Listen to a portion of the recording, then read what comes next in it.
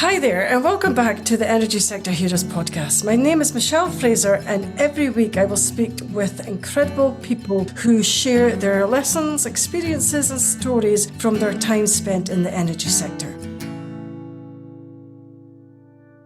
Hi there, and welcome back again to this week's episode. If you're new to the show, then please take a second to subscribe and even consider sharing the show with just one other person.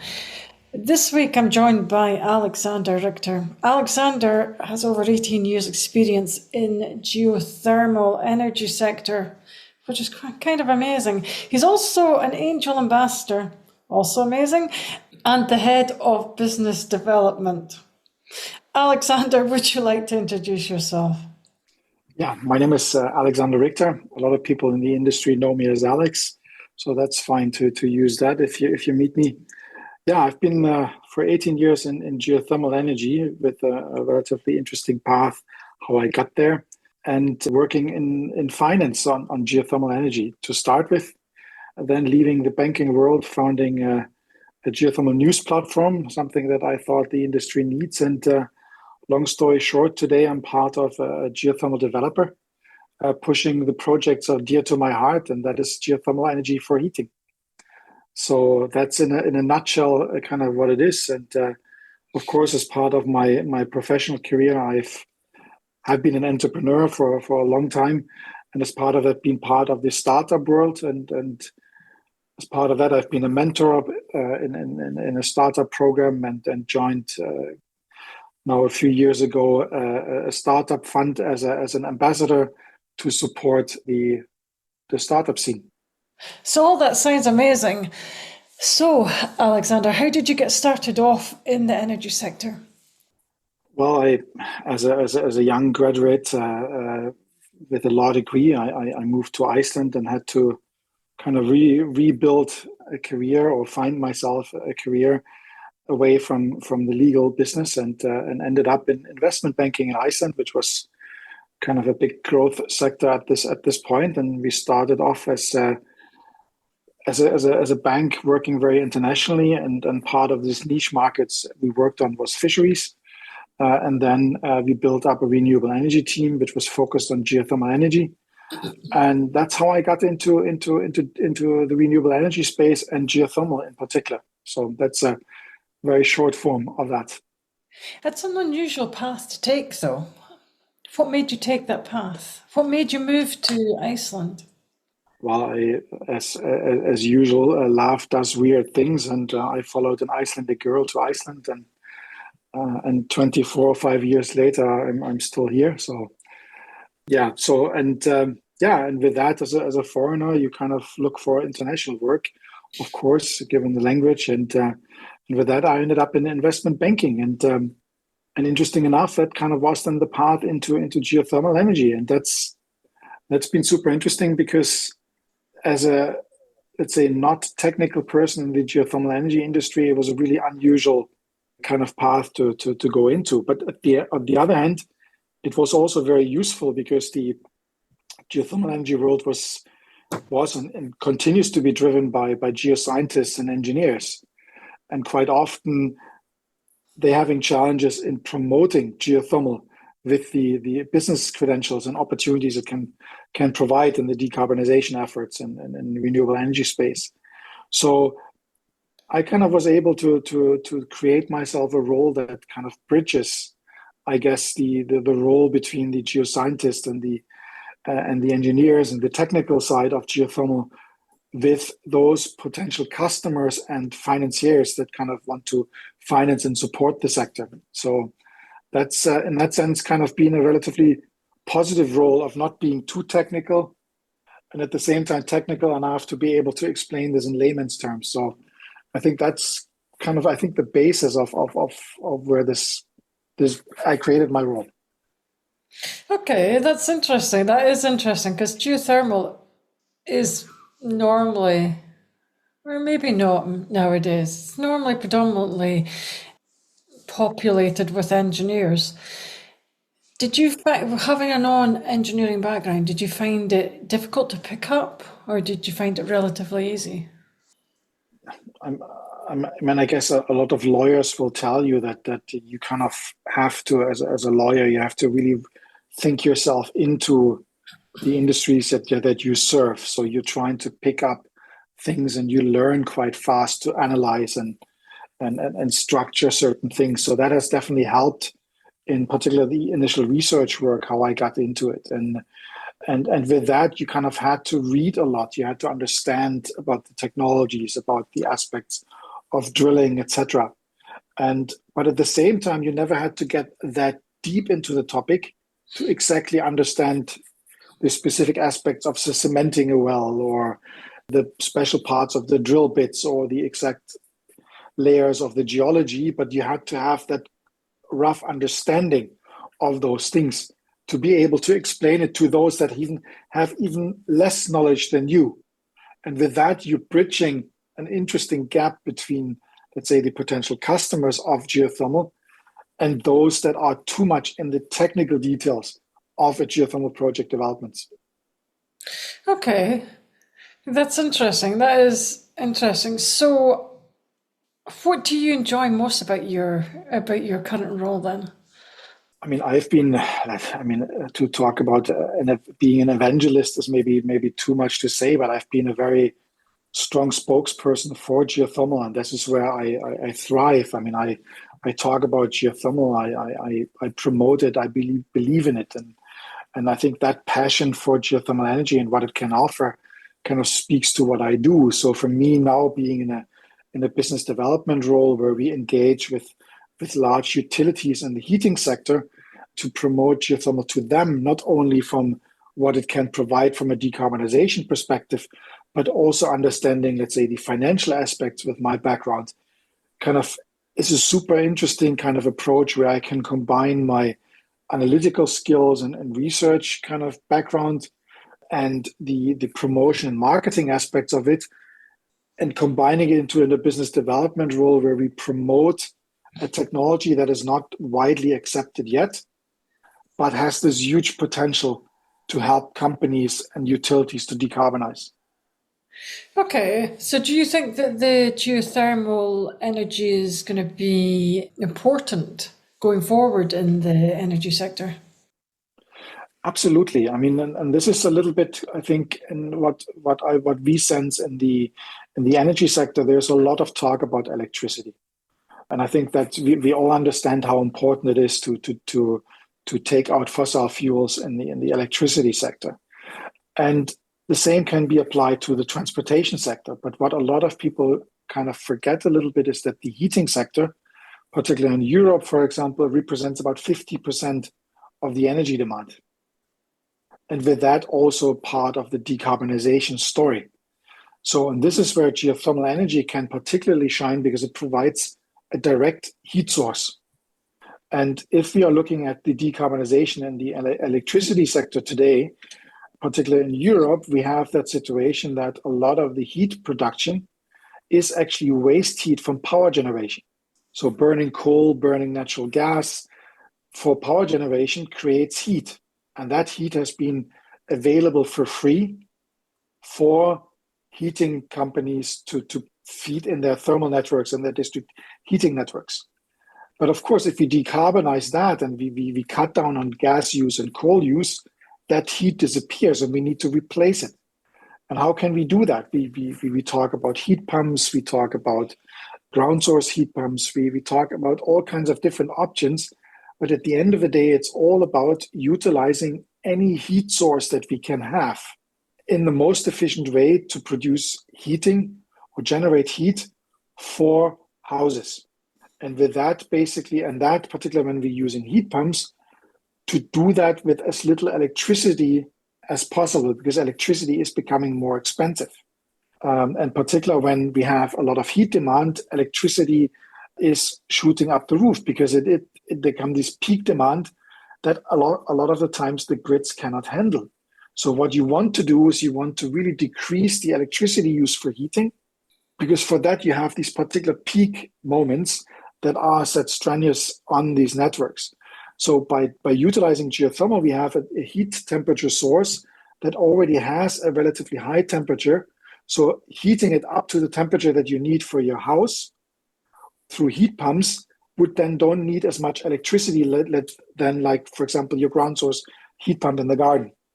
So, and with that, basically, it can play a great role in recoupling power and heat. I mean, that is quite important because I know, having talked to many other people on my podcast, that connecting to the grid, especially with going forward with a net zero, connecting to the grid is going to be very problematic, I think.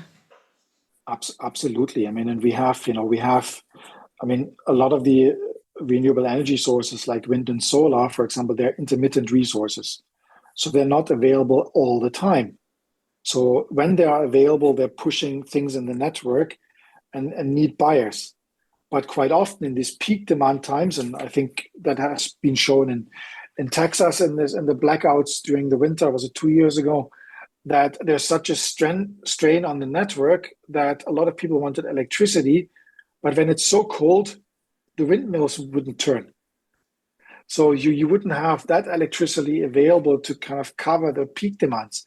So you had to fall back on coal and other kind of options. So for that, you need an electricity source, for example, also that is providing baseload, so it's constantly available.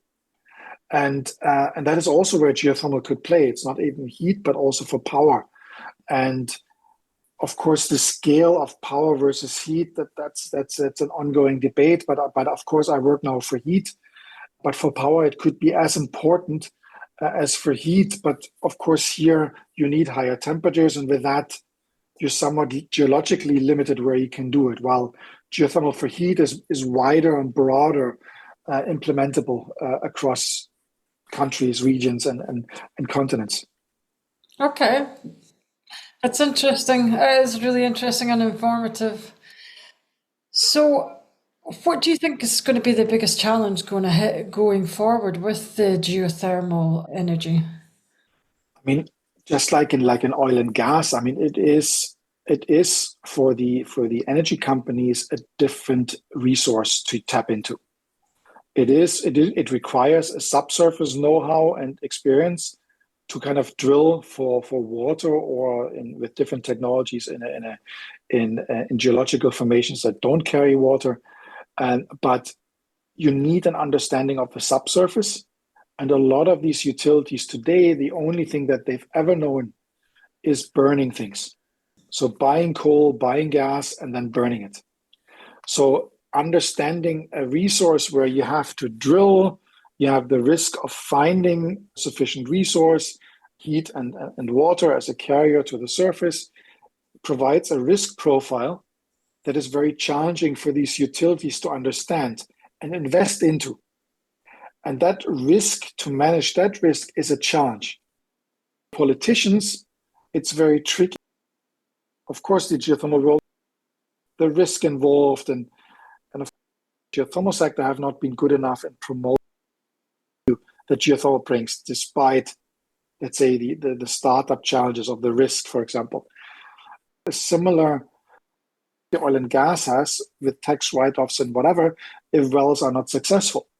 So with that understanding with policymakers, with the can play and then basically translate into support schemes and into policies that help geothermal thrive.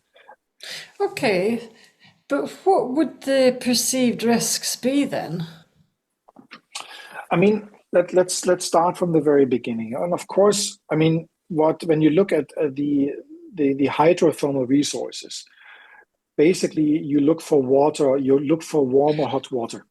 That's basically what you do. So just like in oil and gas, when you drill for oil or gas, we drill for hot water. And the question is where you find this hot water. And you find this in reservoirs that have been naturally created by sediment built up, water trickling down, and then you have the sufficient heat from the earth center radiating to the surface, heating it up, and then you have a heat gradient. The deeper you go, the hotter it becomes. And of course, where you have tectonic areas where you have gaps and you have volcanoes, of course, this heat is manifested much closer to the surface. But under the traditional conventional geothermal, you're looking for water. So you essentially drill for the heat, but you also need the water as a carrier of that heat to the surface. And for that, you need sufficient water, so a certain flow. And you need, if you wanted to generate power, you need at least 120 or 150 degrees Celsius temperature. And of course, these are three risk elements that are what we call the exploration risk. It's finding the heat and the sufficient heat, finding water and sufficient water to utilize commercially on the surface.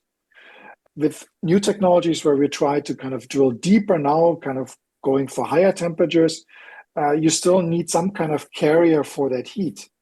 So the discussion is about utilizing CO2 or other methods.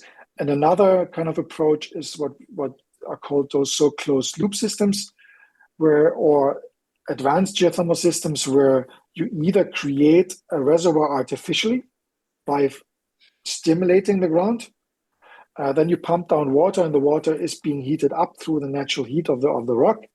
And then you can utilize that water on the surface. That is called enhanced or engineered geothermal systems, EGS.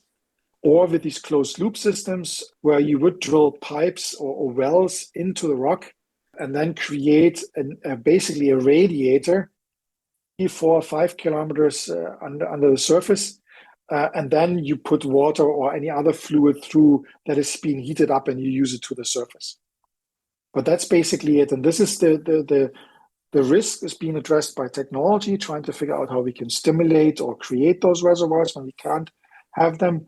And this is the risk that we face because, of course, each well costs between 5 and 10 million euros, depending on where you are. So it is a lot of investment here to drill. And not having, let's say, 100% certainty is, of course, challenging. And if you compare this to oil and gas projects, the challenge is that these geothermal projects are often smaller. So you don't have a portfolio of wells where you can cover a kind of a failed well. So quite often you drill these 2, 3, 4 wells maybe, and then one failed well is still a big financial burden on the capital cost. And then there's another element, and that is the business model. Oil and gas is a commodity business with relatively high returns right when you get the oil to the surface. Geothermal has utility returns. So it's not that you can sell the hot water at the same price as a barrel of oil. You sell this per hot water liter to your district heating company or heat customer, and the returns are over 30 years. So you have the same high capital cost as you have in an oil project, but a different way of how the revenues flowed afterwards. And that is a challenging model to explain both to banks, the risk, and then the return long-term, instead of kind of like, higher risk, go in, but the return is immediate and relatively quick. And that's a risk kind of in a challenge for us in geothermal to sell it to politicians, to sell it to banks and investors to do, because you need a lot of equity to de-risk those projects before you actually can then address to infrastructure financing and debt financing to finance these projects through. And that is challenging. That is challenging. I have quite a lot of questions actually off the back of that. How do you go about minimizing your risk? I'm going to ask you this first, actually. I mean, there are several tools that geothermal companies can do. And of course, it all starts with accessibility of data. The more data you have, the better. And the data that I mean is basically data from wells that have been drilled nearby, about seismic that has been shot, so understanding that the layers of the subsurface. It's about other geological data collected by the geological surveys of each country, etc. So all kinds of things from mining operations, from oil wells that have been drilled nearby. All these aspects kind of improve, let's say, the data that you have available to understand where you can drill. So, and with that, you have a relatively good picture of where could be potential areas for geothermal development. And then you go further, and then you kind of understand, okay, then you define, let's say, a certain area where you think you can drill. And the next step that you do is you do a seismic campaign. So with the seismic trucks, you do a 2D or 3D seismic to understand where fractures lie, to kind of really define your drilling target. And of course, all of that costs money and time. But with that investment, basically, you learn so much more about your subsurface and you can manage the risk. But at the end of the day, you still have to drill, and you're never 100% sure of where things are. But there are these tools that you can pinpoint of where this could be possible. Okay, but then working in business development is it's a very hard and challenging role. So how do you sell a product that potentially has a lot of risks associated with it? Well, this is where we come back to what I told you earlier in the sense of where I come from with regards to my background and what I've done. Kind of the understanding of, let's say, the challenges in geothermal, but also understanding the challenges on the other side to understand what we're trying to do. And with that, for example, I always thought that one of the challenges that geothermal faces is the business model for developers. So how do we make a project sellable to banks, to investors, to understand those risks, but also understand the great return that is possible through geothermal with geothermal project development? And part of that kind of my understanding was always that you need a project portfolio where you can distribute that risk over several projects, over several wells, and with that create a scale and understanding and build up expertise to do project development. So, and in that context, when I started working, learned about Energy, the company I work for today, that approach on the business model really spoke to me. And it was about creating a business model where we take the risk, we take on the development, the financing, but then also the operation of the geothermal plant for the customer. And that is something that, based on my background, I really understood and could buy into. And that makes it much, much easier for me to go out there today and propose this to customers, because I believe this is not the only, but probably the best way to develop geothermal and support those companies that are not able to do it themselves, but have someone that understands it, comes with the money, can take the risk, but also knows the whole project development chain and can do it for them. And with that, basically, you create, for the company I work for, you create a project portfolio which helps investors to invest in geothermal because they have that distribution of the risk. But at the same time, it provides an attractive model to the customer to integrate geothermal in what they do. And that's from a business development perspective, a great tool to do.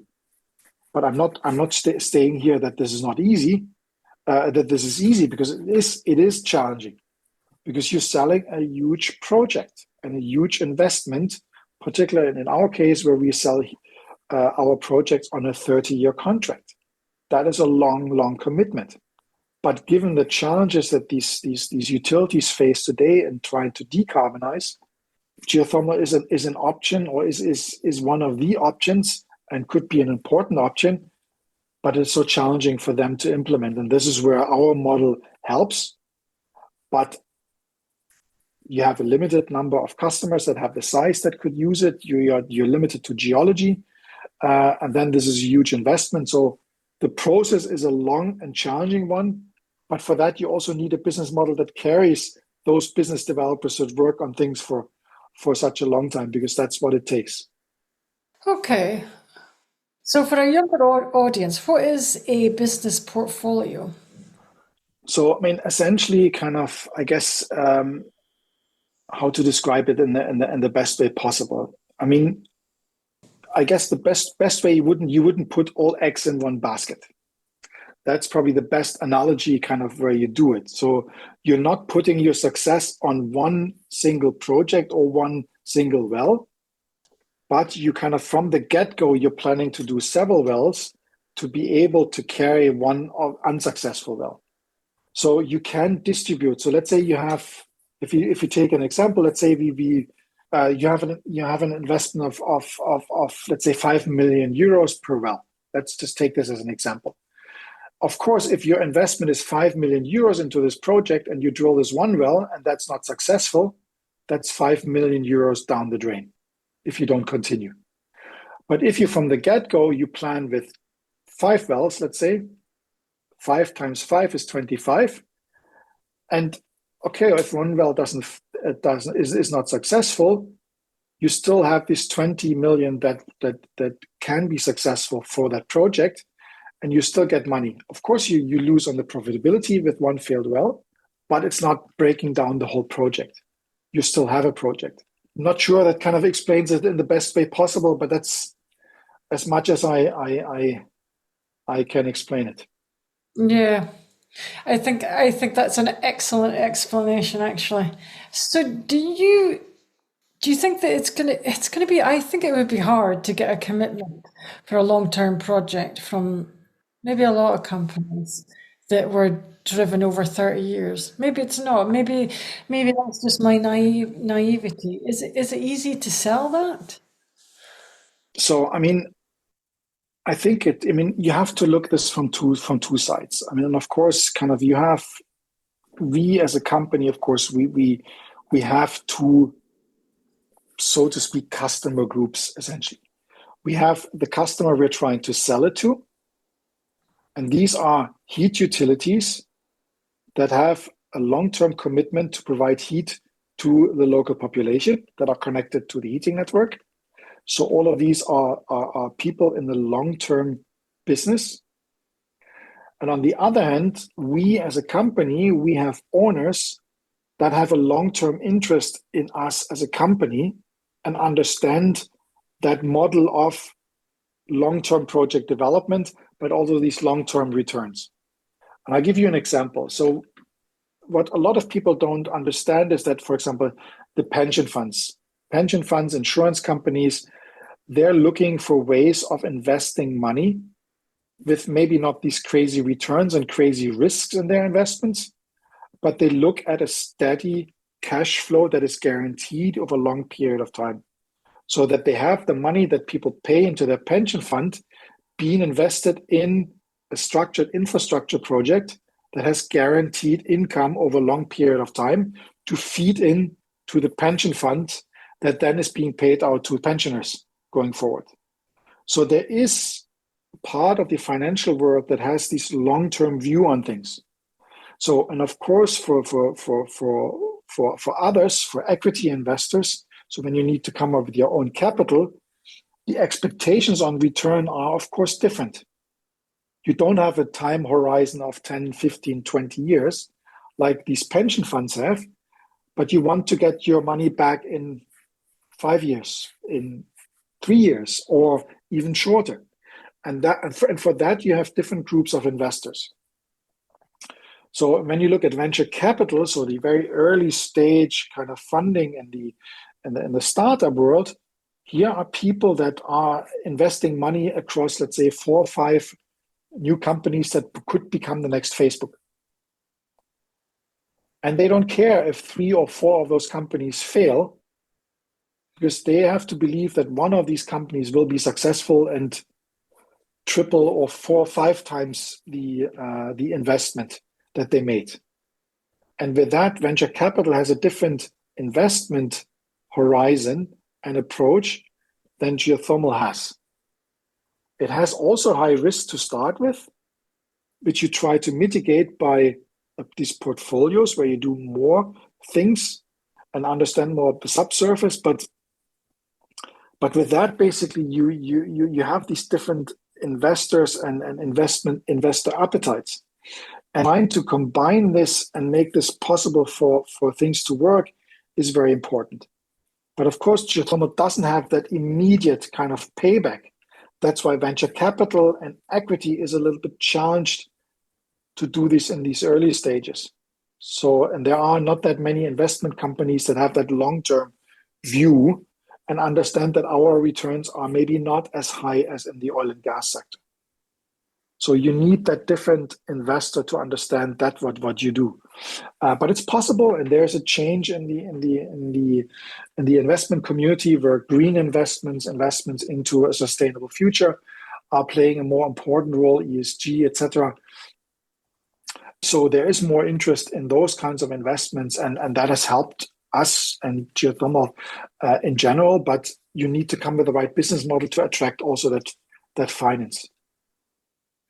Okay, that's interesting. Yes, I still think it would be hard. Well, maybe not. It would be challenging, but I think any job is challenging. Just overall, actually. So, is there anything that you still want to achieve in your career then?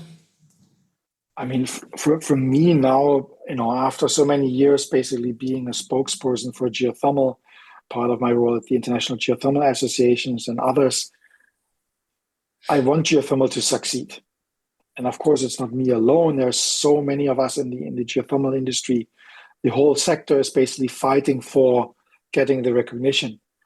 And I've done a lot of work on that promotion of geothermal energy. And for me, it was a great opportunity to be finally part of a company that's doing things.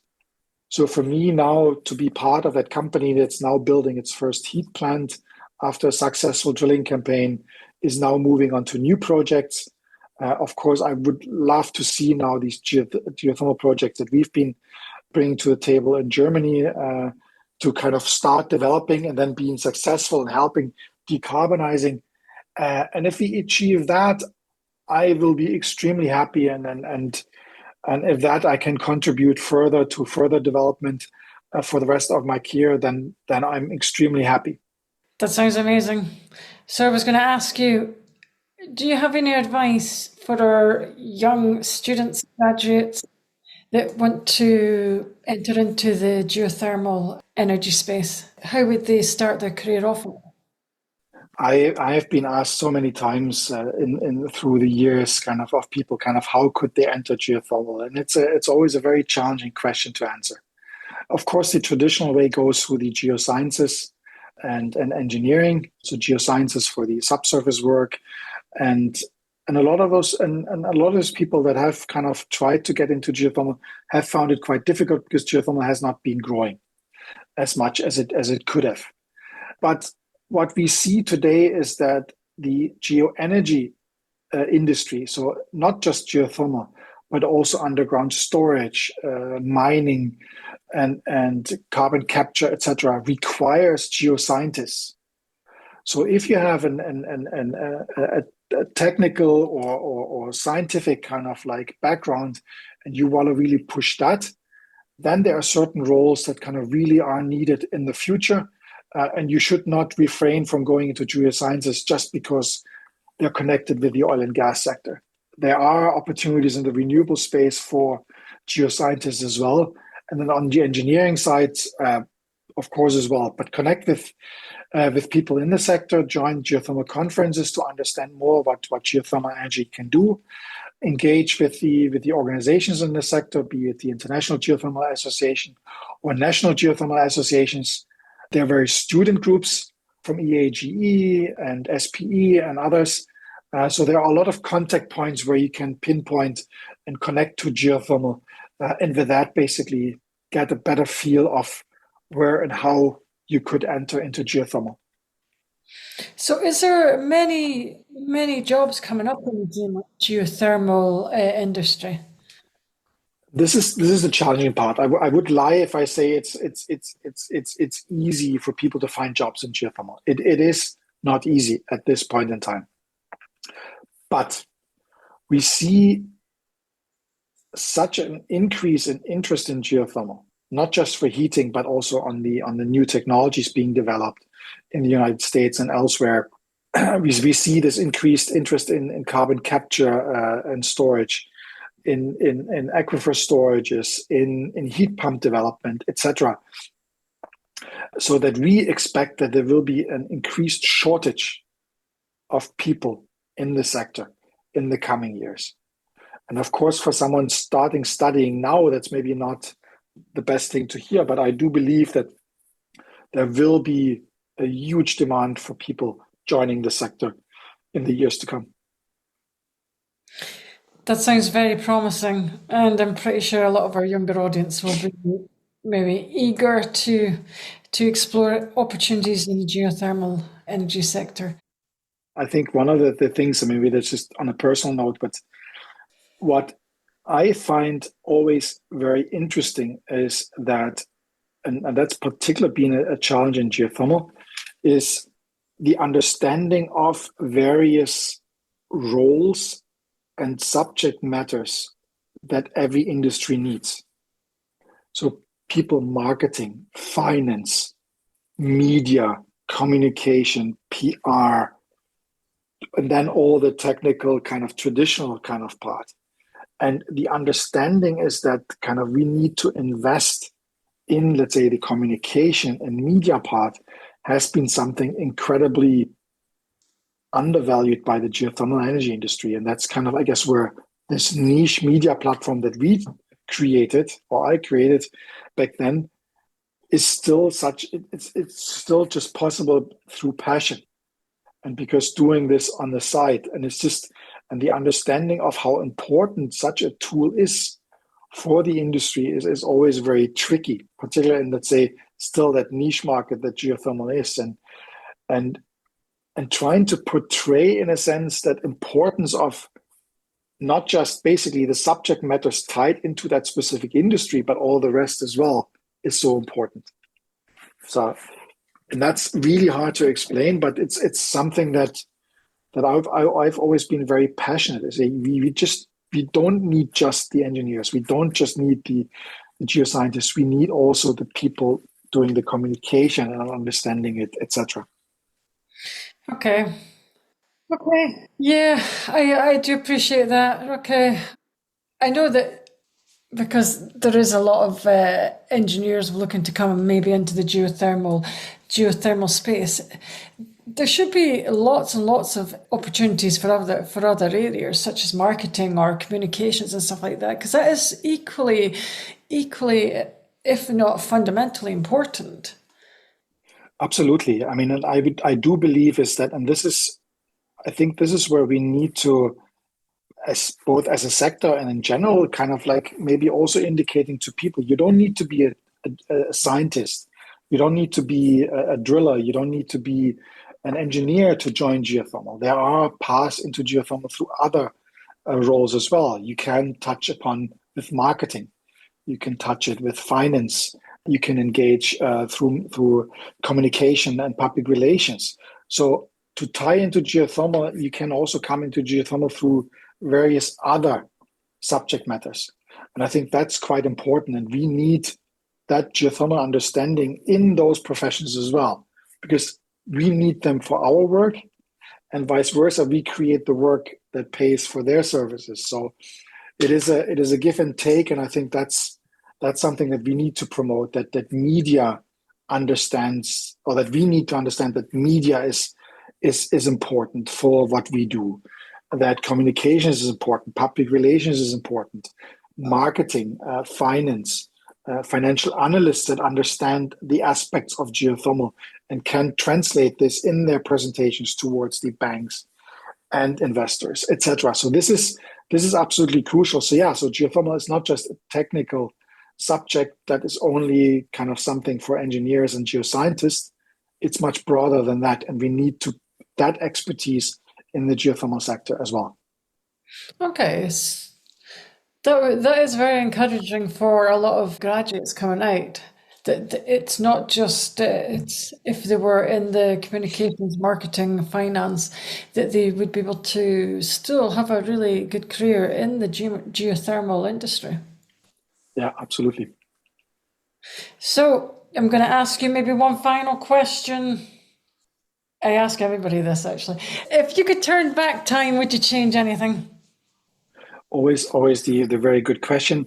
But you know what? No. And the reason is very simple. I've been entrepreneurial from the very early times in high school, and that has brought me where I am today. So that curiosity kind of really kind of created something. Would I study law now again? I don't know. But without law, I wouldn't be where I am either. So no, there are no regrets. And that's amazing to hear, actually. So that's all the questions I have today. I would like to thank Alexander for your time. That brings us to the end of another episode. Thanks for listening and see you next week. That brings us to the end of another episode. Thanks for listening. If you enjoyed the show, I'd like to gently encourage you to leave a 5-star rating wherever you listen to podcasts and share the show with another person. You can also follow me on LinkedIn or via my website, www.michellefraserconsultancy.com. Thanks again for listening and see you next week.